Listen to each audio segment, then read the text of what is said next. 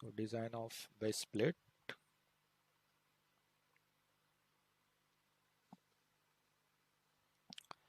So in the base plate design, just to recollect, you have the base plate which is having the parameter which is L, and you have the diameter of skirt defined here, and the dB which is defined as outside diameter of the skirt, and we will be considering for the calculations the zone which is outside the skirt. So this inner portion, which is typically in the range of 25 millimeters, is not considered in the calculation, but for the purpose of completeness of the design, you can assume it to be 25. It's not hard and fast, it is just I'm giving a thumb rule. So the compressive stresses in the base plate, stresses in base plate would be given as Fc equal to W by A plus max of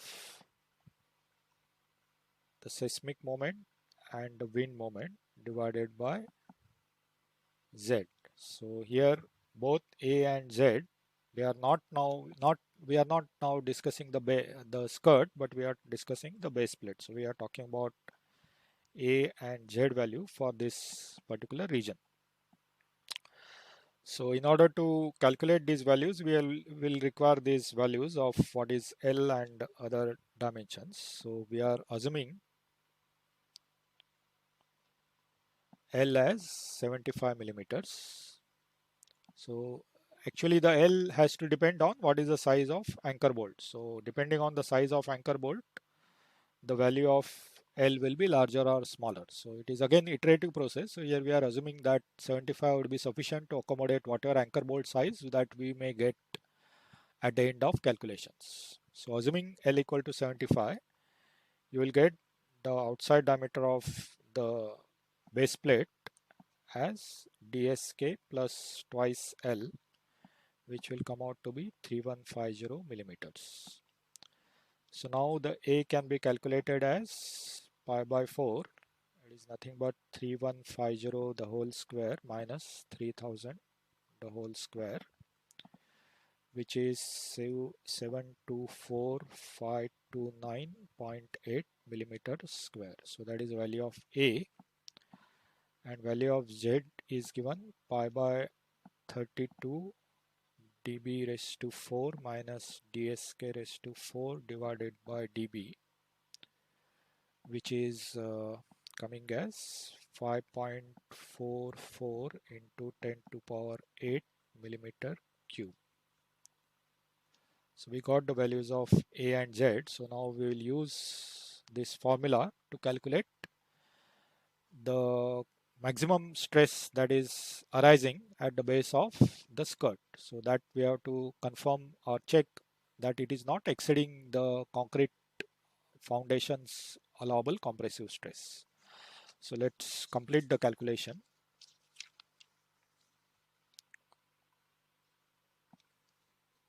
So the FC would be given as 2500 multiplied by 10 to power 3 divided by the area A, which is 724 529.8, plus, since we are talking about compressive, 5.959 into 10 to power 9, the higher of the two moments, divided by Z, which is 5.440 into 10 to power 8. So that is 3.45 plus 10.95, which is equal to 14.4 MPa. Now since the FC is less than FC for foundation, which is given as 20 MPa, so that means the preliminary, one of the checks for the base plate is okay. Preliminary check is okay. So we have confirmed that the stresses at the bottom of base plate are not going to damage the concrete foundation. Next, we have to calculate the thickness of the base plate. So thickness of base plate.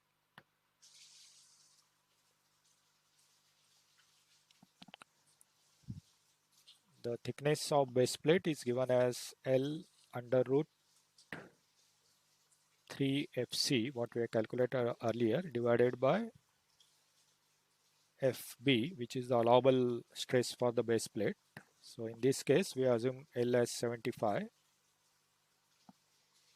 We are having 3 multiplied by 14.4 divided by 157.5. That is given in the problem. So that gives us the value of base plate thickness, required thickness as 39.3, which we can round to 40 millimeters. So that is the thickness of the base plate that is getting calculated. So we have covered the second stage. So we have decided what is the skirt thickness. Now we have decided what is the size and what is the thickness of the base plate. Now we are coming to the last part. That is what is the number and size of anchor bolts. So the last part is the anchor bolt design.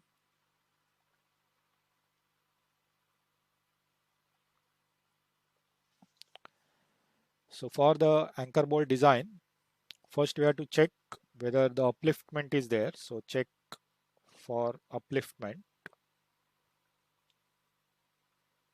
That is whether the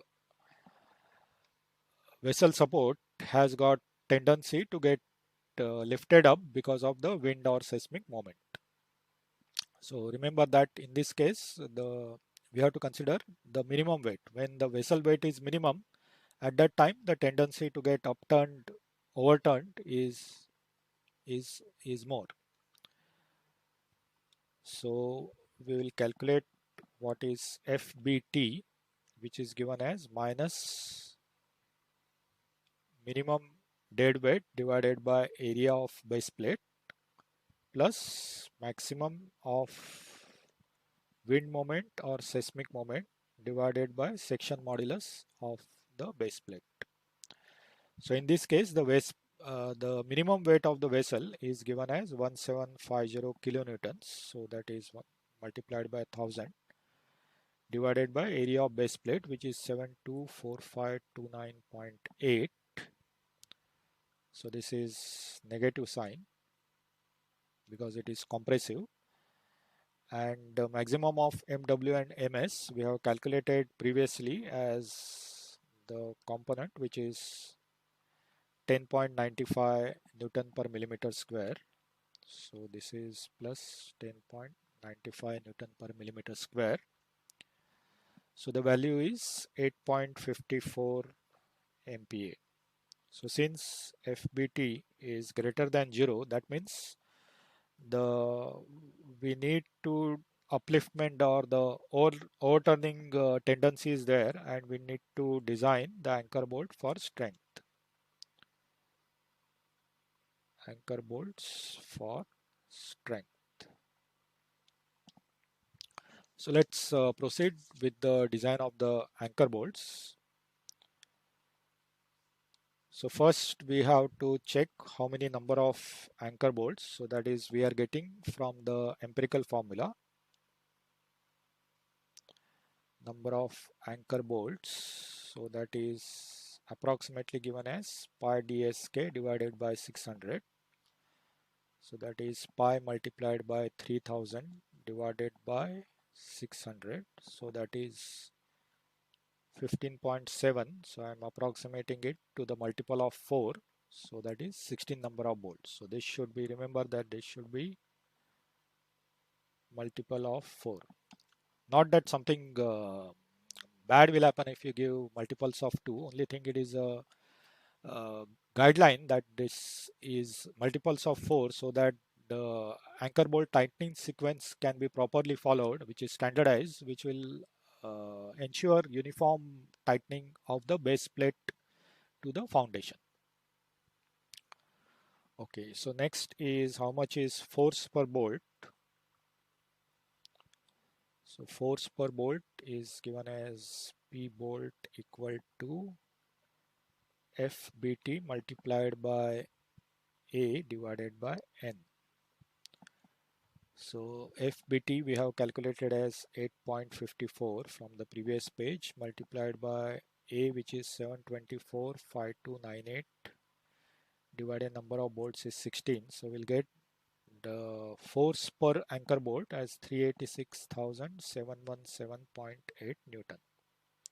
So we need to find out a standard bolt to withstand this particular load. So if you are having access to the design data book, you can find out which core area satisfies this load, because we know the size, the allowable stress for the anchor bolt. So with that we can find out the standard bolt size. So assuming in this case I don't have access, or we don't have access to the design data book, so in that situation we'll be doing some approximation. So if core diameter of bolt is DC, so we are having P bolt area, the force per bolt divided by the pi by 4 DC square, which is the core area of the bolt, should be equal to F bolt allowable. So this implies we know P bolt as 386,717.8 pi by 4 DC square, and allowable anchor bolt is 105 Newton per millimeter square. So this implies that DC is equal to 68.5 millimeters. So we have to choose standard bolt with core diameter higher than this.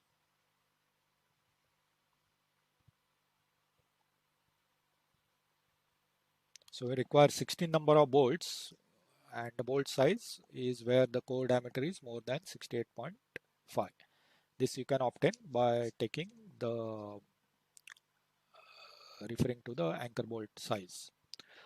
So this completes the session for the design of the skirt support, which we have illustrated in detail. So let me at the end recap what all things we discussed in this particular session. So in this particular session, we essentially discussed about the design of different types of supports. So we are discussing, we started with the different types of supports which are existing. So the types of supports which are there are the leg supports, the lug supports, the skirt supports, and the saddle support. So these are the main support types, and there is a ring support type in between, which is there. We have seen features of each of these support types, when they are to be used and what are their design features. We also looked into, to some little extent, into the design of saddles, which is done by using Zik analysis, and then we have seen in detail how to do the calculations for vertical vessels, where the design is governed by the presence of wind and seismic loads. So we have seen outline of how to calculate the wind and seismic loads and their effect on the support. So in this case, in the case of skirt support, they cause the bending stresses on the skirt support, and the bending stress of wind and seismic are calculated separately, and in general we do not combine these stresses together. So we calculate the stresses, higher of the two is considered, and it is considered acting together with the stress because of the dead weight. And then we calculate what is the highest tensile stress in the skirt and what is the highest compressive stress in the skirt. We have the different allowable stresses for skirt, and the compressive allowable stress in the case of illustrative problem was directly given. In the real life, you will have to find the allowable compressive stress in terms of the thickness of the skirt. So it is a iterative process, so which is avoided in the illustrative problem. That gives you the first input, that is the thickness of the skirt. Once you obtain that, you go to the base plate design. So you have to assume some width of base plate which can accommodate the size of anchor bolt. If it does not, then you'll have to increase the size of anchor bolt. And uh, the thickness of anchor bolt you can calculate. There are two checks in base plate design. One is the concrete foundation should not get crushed, and second thing is that the thickness of the base plate should be sufficient so that the bending stresses in the base plate are within the allowable limits. Having designed the base plate, the last part is number of anchor bolts, which is used, which is calculated by using an empirical formula, and the size of bolts is calculated on strength basis if there is a upliftment tendency in the vessel. So that is calculated based on the minimum weight condition of the vessel, and that completes the design of support skirt for vertical vessels. So I believe this being a lengthy session, you are able to catch up till here. And, goodbye everyone. We'll meet in the next session.